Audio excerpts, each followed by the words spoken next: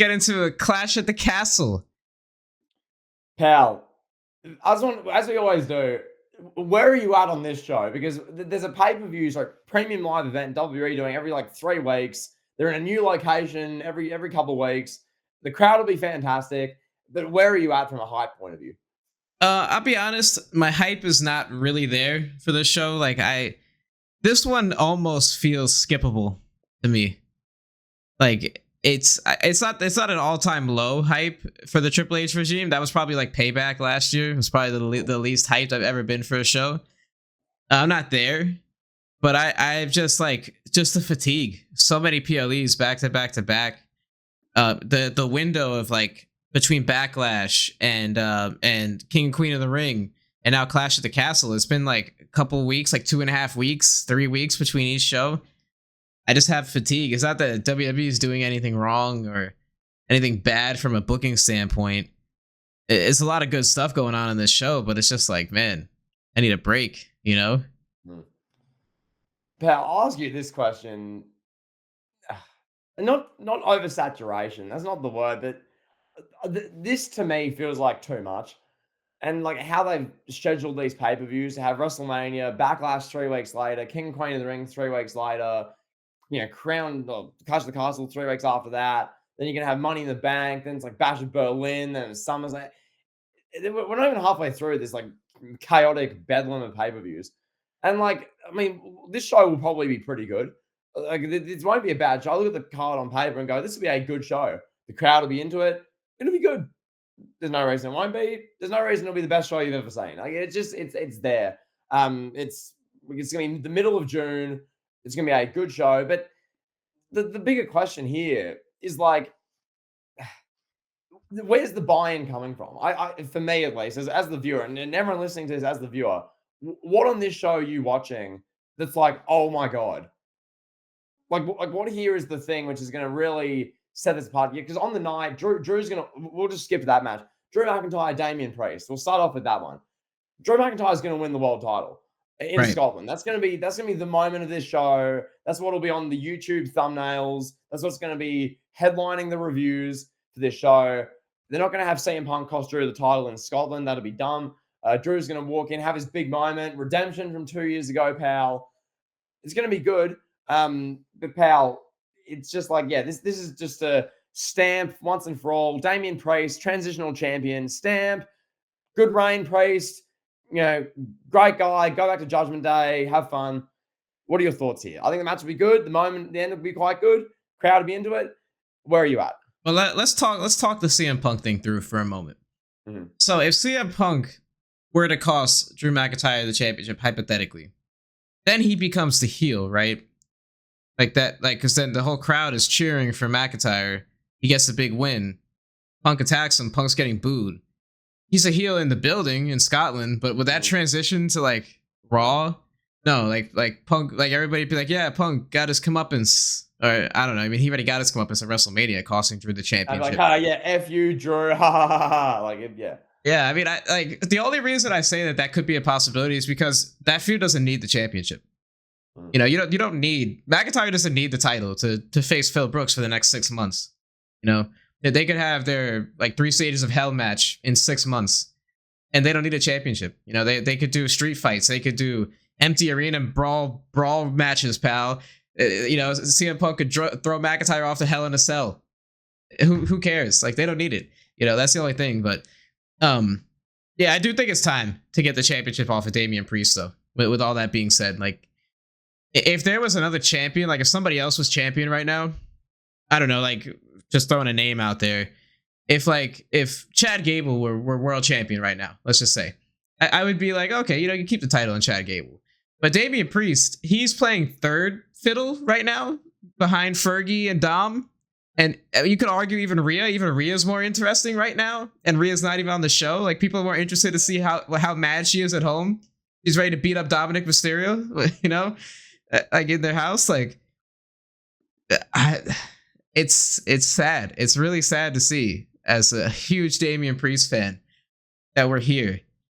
It almost seems like they executed this cash-in just to justify the Money in the Bank being a concept. You know, like Priest doesn't feel like a champion. Damian Priest versus Drew McIntyre feels like a match that you and I are going to talk about in 10 years when we're reviewing this show for a retro review in our studio from Miami, Florida, pal. And we're about to get into a shoot fight over this match. We're going to be screaming at each other because I'm going to say that this match was so important. Damian Priest, first Puerto Rican champion since Pedro Morales. You're going to be throwing your headset at me. You know, you're going to be fighting with the production crew, pal. Oh People are going to be holding you back because you're going to be like, no, this match sucked.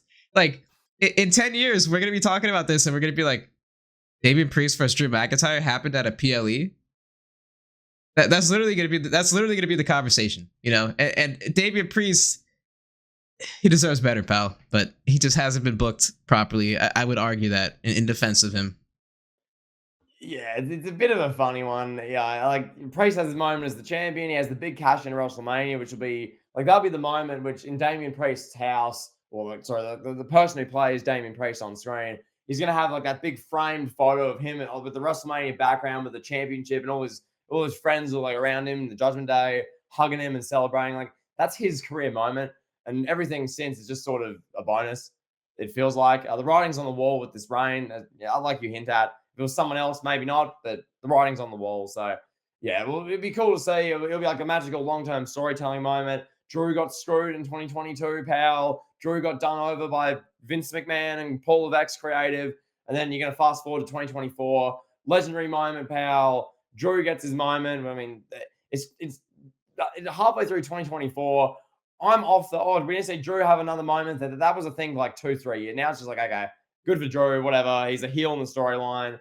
He's going to have, 3 stages of hell matches against CM Punk, pal. They're going to have CM Punk, and he's going to be throwing him into an LED screen. Drew will get up, call him the B word, knee him in the guts, throw him through the announce table. Like, I'm ready to see that now. I'm ready to, do what you got to do in Scotland. I get it. It's Drew's, backyard, pal. It's going to be like a great reaction for him. Cool. Get the belt off Priest. Priest can, go back to running around. Oh my God, Dom, what would you say to Liv Morgan, pal? You can have Damian Priest playing the role of Adam Rose from 2014-15 in the Dolph Ziggler, oh my God, Lana storyline, freaking out. Oh my God, Dolph Ziggler's with Mandy Rose, and he's with Lana, pal. Dolph Ziggler's with Fandango, pal. Like, you can have Damian Priest running around being Adam Rose. I don't really care. He's had his big career moment. Good for him. Just to put a bow on this, we're both predicting McIntyre to win this for the record. Mm-hmm. Where does CM Punk fit into this? Like, CM Punk's going to be there. I assume he's going to be involved in some way. Is it a kind of thing where like Damian Priest is like, hey, get the hell out of my ring, bro? And like Damian Priest beats him up? Like, what is Punk's involvement? He's going to be doing commentary like he did at WrestleMania. Is he going to come out with like a special guest referee shirt after McIntyre Glasgow kisses the referee by mistake? And Punk is rushing out there doing a fast count for Priest, and Priest's like, hey, I don't need your help, bro. Like, Pal, or is he just, or I'm sorry, let me just say this, or is he just not going to be there? We're just not going to get Punk. I don't think he'll be there. Okay. If I have to predict, I don't think he'll be there, because if he is, it'll be the same as when Grayson Waller, who was a heel, was in Australia trying to promote the bloodline, the most hated heels in the company, while he's face to face with Cody and Seth Rollins.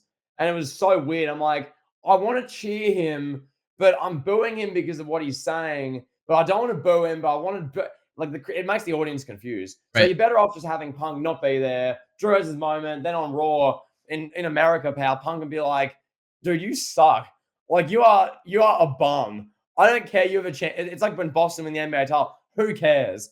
Like, okay, you won in your backyard against a mid-carder. I don't care. Beat me, clown. Anyway, whatever. Yeah.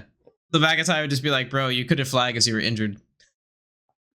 Basically. So there's that match. Pal, do you want to discuss some Sami Zayn, Chad Gable, pal? I'd love to, yes. I would love to. What Chad Gable is doing is, I mean, it's nothing short of excellent, pal. All he needs is some perks in his system, and he'll be like Perk Angle 2.0. Like, he's unbelievable, is he not? I can't believe we're talking about Chad Gable in such a glowing fashion. Yeah. I'm going to ask a provocative question. Oh, God. So, is the IC Championship picture better now that Gunther's not involved? Is there actually more intrigue to it than, big heel is going to win every match? Because to me, there is.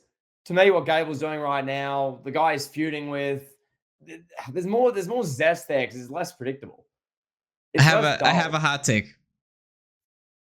I think Gunther is being proven to be overrated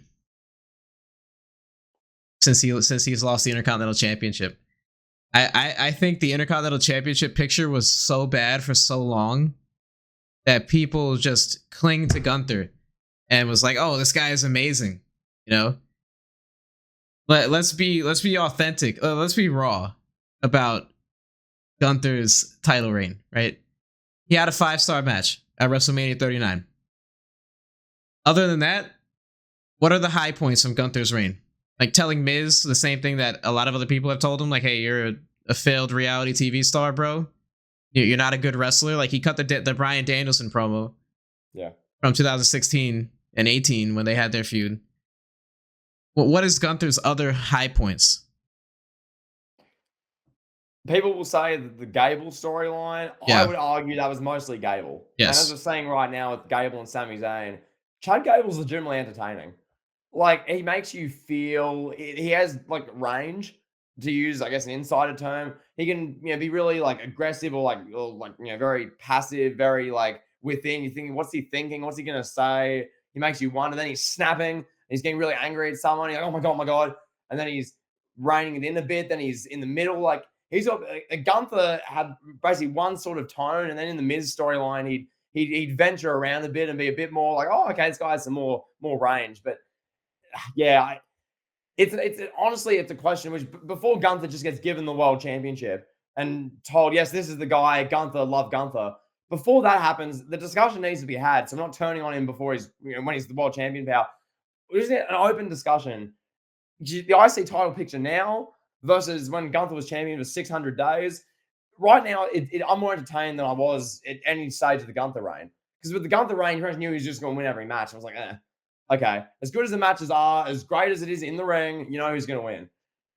So it's like, it's a bit, it's good, but this, it's like, I'm legitimately entertained watching the stuff. That's just me. I don't know. Yeah, I think Gunther may have been catapulted into conversations that he didn't belong in necessarily, and I think we're all guilty of it. Everyone across the wrestling media spectrum. I don't know if he's like a top 5 guy or maybe top 10. I don't know if he's a top 5 guy in the company, but that's a whole other conversation for another podcast. Sami Zayn and Chad Gable should be a promising match. I'm hoping Chad Gable wins. I mean, apparently he just re-signed, or he's about to re-sign a new contract with WWE. So you'd think he's like, hey, bro, make me Intercontinental Champion. So I can stay here. I can go to AEW and get millions of dollars from Tony Khan, pal. Or I can stay here and continue to draw ratings in the middle of June when nobody's watching wrestling. And like, people are actually interested in what Chad Gable's doing right now. Mm. And that's tough to do at this time of year. And Sami Zayn is just, it really speaks, one, how good Gable is, but two, how good Sami Zayn is as like a throwback, like 1980s babyface. Like, he's just the perfect babyface, that you could put him anywhere. He's a utility guy, and he could do it all. And he's really elevating Gable too. It's not just Gable. Gable's great, but Sammy's a good dance partner for him. And it's clear with Gable, he was set a task by Paul Levesque, upper management, the creative team, a while ago. Okay, we know you're a great talent. We know you can wrestle well in the ring. We're going to put you with the biggest cast of misfits. We're going to put you with Maxine Dupree, Otis, Tozawa. Now Tozawa. Like that's like, if I'm walking into a meeting, I'm told that, I'd go, I mean, they're all great people, but I mean, come on. Like, they're all as cold on screen as it gets. And Gable's made them intriguing. Like, you've got segments where Gable's like yelling at Maxine Dupree, and you go, oh my, what's going to happen here? Like what are they going to do? Like, you're leaning in, you're invested. It's making you feel. You're Otis, who's just like, like this lovable goofball involved in it, getting yelled at and thinking, oh, damn you, Gable, don't you yell at Otis. F you, Gable. Like, the way they're doing this makes me invested. Yeah, you know what? I'm actually thinking watching these, like, especially Gable and Maxine Dupree. Like, I'm sitting there and I'm like, is this gonna be like 2003 again? Like, is like when Randy Orton RKO'd Stacy Keibler, or like you got like women getting beat up by Umaga. Like, are we getting that? Are we back to that? I was like, are we? Is like Gable gonna like beat up Maxine Dupree? Like, are we gonna get some crazy angle? Like, what, like, Yeah. I mean, we've already got like Sexy Red twerking all over NXT, and all this craziness is going on in WWE. Like, all we need is now is a throwback, just some some good old violence, pal. But I'm like, no, I don't think WWE would do that. But they're making me think that that they might open that can of worms. I hope they don't, because that would not be well received. Chad Gable beating up Maxine Dupree would be like. Yeah, that would not be well received. I just want to say that for the record. That would be like Muhammad Hassan and the stuff in 2005. There'd just be no need for that. So, yeah, pal, that being said, I think our prediction for this... I'm going Gable. I think Gable should win this match. I mean, Sami Zayn's a similar thing to Damian Priest. With regards to, had his WrestleMania moment, amazing legacy moment. He'll frame that on his wall at home. Great moment for his career. It's just, he's just not the guy who's the most relevant right now, most interesting. Gable should win this match. Absolutely. All right, so now, go ahead. Which match do you want to go to? Because there's a match I want to talk about. Well, I just want to talk about Bayley and Piper Niven just for a minute before we get to the other matches. What do you think? Any thoughts on this? I think Triple H wrote, okay, Clash at the Castle, Bayley, because he's like, okay, we need Bayley on a show. So he wrote Bayley, and then he looked at the roster and thought, F. Who do we put in here? And then he's gone down the roster. He's like, her, and he's just put Piper Niven. Oh, she's from Europe. Yeah. Okay. Yeah, this is just like Zelina Vega in Puerto Rico kind of thing. It's kind of the same thing. I guess Piper Niven's gonna come out crying. She'll be hugging people in the third row, pal. You'll have her like nephew who's like 3. I don't know if she has a nephew or not. I don't know if he's 3, but her nephew will be there. She'll be like hugging people. This will go on like 45 minutes into the show. We've probably just seen Cody and Styles have a bloodbath to open the show. And then you're going to have this, and you're going to have Piper Niven coming out like sobbing, hugging people, only to lose to Bayley. Cool. Yeah. Cool. That's it. Bayley's going to win. We'll do a whole segment on Bayley and Gunther. Bayley and Gunther, we got to talk about them in long form. I definitely want to say some stuff about Bayley that this is going to open a whole other can of worms now. But yeah, Bayley's going to win this, and go ahead with the next match, pal. Wait, are you saying you have an opinion that's not just, they're fantastic, they're going to win the match? How dare you say anything negative? Is that I just have a thought-provoking opinion on those two. Fair. Pal, speaking of women, they're doing a women's championship, a women's tag team championship, triple threat tag match, where you've got Bianca Belair and Jade Cargill. And then you've got a massive discrepancy in the talent they're facing. So I just want to analyze this match. You got Jade Cargill, who's like the biggest female attraction of my lifetime, as far as someone who you just want to see, and it's like, oh my god, like no woman in wrestling is like that. Like this is way bigger than Awesome Kong. This is way more than Charlotte Flair coming out of WrestleMania in the helicopter. This is more than Mercedes Moné, pal, or Mercedes Money, pal. CEO. This is Jade Cargill, once in a lifetime specimen with Bianca Belair, someone who's not far away from her in that regard, facing Alba Fire and Isla Dawn, who were good in NXT, sure. They're good talents, probably lovely people. Do you know their ethnicity? They're Scottish. Good for them. And then they're facing Shayna Baszler and Zoe Stark. Cool. So I'm looking at this match going, okay, well, if either of Alba and Isla or Shayna and Zoe win, I'm just going to, I don't know. I'll just like, why? You need to have Jade and Bianca walk in here, win in 5 minutes. I'm sure there'll be a stretch where Isla and Alba just dominate the match and the crowd are cheering, people sobbing in the 7th row. And you got Alba's great uncle who she hasn't seen in 35 years, but's here to wrestle. And I'm sure WWE social medias will make an emotional YouTube segment and WWE 24 exclusive on it. And you'll have that on Peacock, pal, and you'll have her backstage day of for Isla Dawn, and she's hugging people, and I'm sure it'll be emotional. Yep, it's Scotland. She's from Scotland, pal. I get it. I went to this show in Australia at the Elimination Chamber. We had Indy Hartwell on the show. It's like, cool. Oh my God, clap, clap, clap. Lose the match. See ya. Thank you. See ya. That's what it was like then. It'll be the same here. Go Jade and Bianca, pal. Yeah, I want to say this. Just you don't have to respond to this. I Yeah, just want to put. I just want to put this out there. This formula is going to get tiring very quickly. If WWE keeps doing this, like the international shows, where it's just like, oh, we'll put 3 matches on where, like, 3 of the opponents are from Scotland, and the people they're wrestling are not on their caliber, or like they're wrestling like, you put these like Piper Niven's here because she's from Scotland, and Alba and Ela Dawn are here because they're from Scotland. That formula is going to get tired pretty quickly if they keep doing that. Like if they go to Australia every year and they're just like, here's Rhea Ripley versus whatever jobber. After the 3rd year, it's going to be like, okay, why do I want to go to this show now? Like, can I get something else? But yeah, I digress. This is clearly a showcase for Bianca and Jade, and it's just building up for their storyline for when eventually one of them turns on the other. And I assume that's going to happen before WrestleMania. So we're going to get this for another 6 months or so. Maybe at the Royal Rumble, they'll be like, with fantasy booking and way ahead of each other here, but ourselves here. But, they'll be in the Royal Rumble and like, Bianca will like go to eliminate Jade. Then Jade's like, whoa, I thought we were buddies, pal. And then, get the big storyline from there. So pretty yeah. much. Yeah. I'm not going to add on that pretty much. Let's move to the next match, pal. Yeah. Bianca and Jade win. We're both in agreement. And yeah, the main event, Cody Rhodes versus AJ Styles. So AJ Styles set this match up by mimicking Mark Henry's just fantastic generational retirement promo, the fake retirement promo. I mean, come on, that's an iconic moment from your childhood, pal, from your time as a wrestling fan. It really is. Like, I'm not even trying to be funny. I think that's one of the most iconic moments from that time frame. Like, I loved it, and it really gave Mark Henry something to cling on to. And then AJ Styles here mimics it, and they have Cody Rhodes play this like gullible, dumb baby face. He's like, "Oh my God, AJ, you're retiring," and then AJ Styles beats him up. It was great. AJ out there in the ridiculous powder blue suit, crying, talking about how he wants to go spend more time with his family.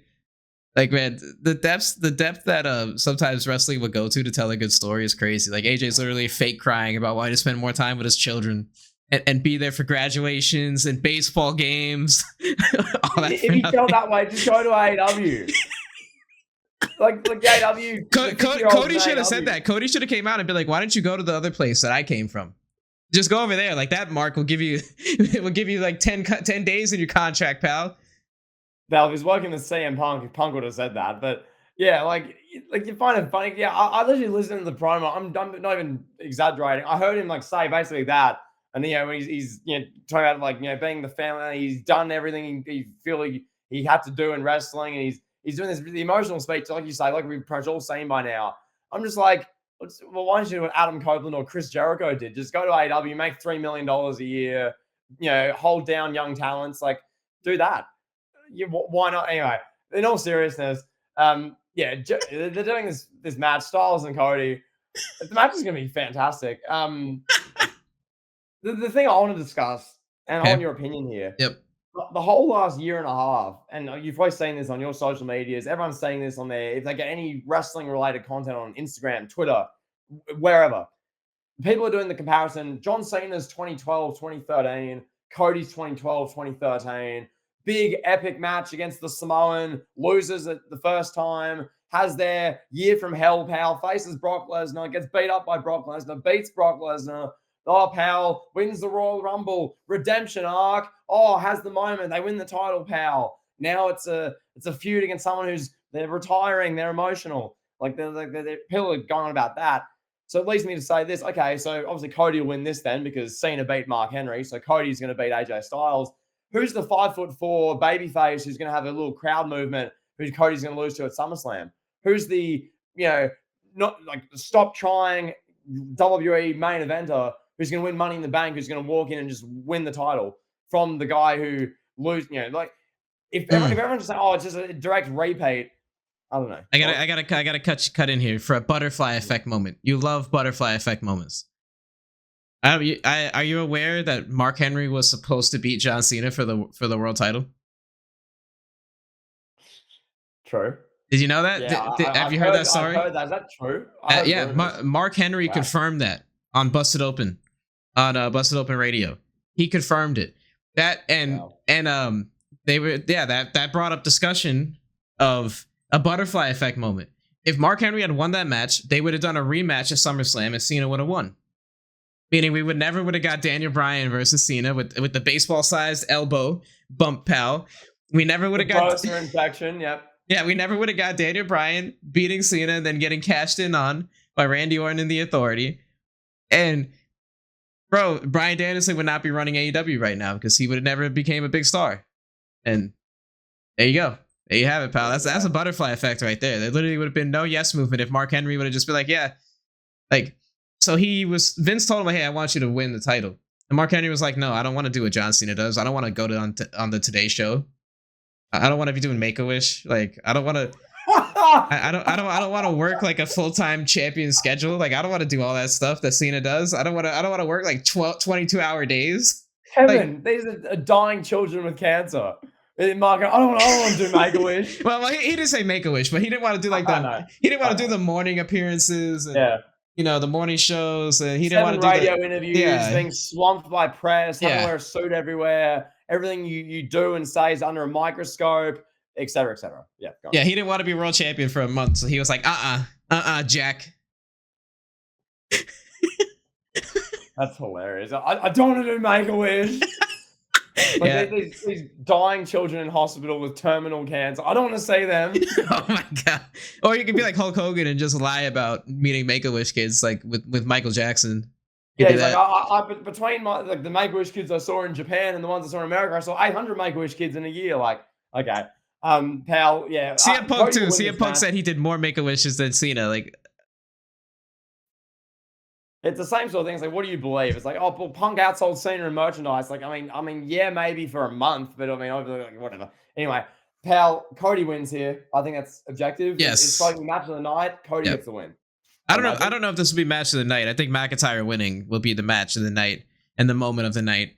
But this match, yes, I don't think Priest and McIntyre is gonna be like a 4.5 star. Great, I think it'll be a good match. Personally. Yeah. Cody and AJ, I'm sure they'll have like a 5-star match. I'm sure they did it once at Backlash. They can do it again and have another barn burner.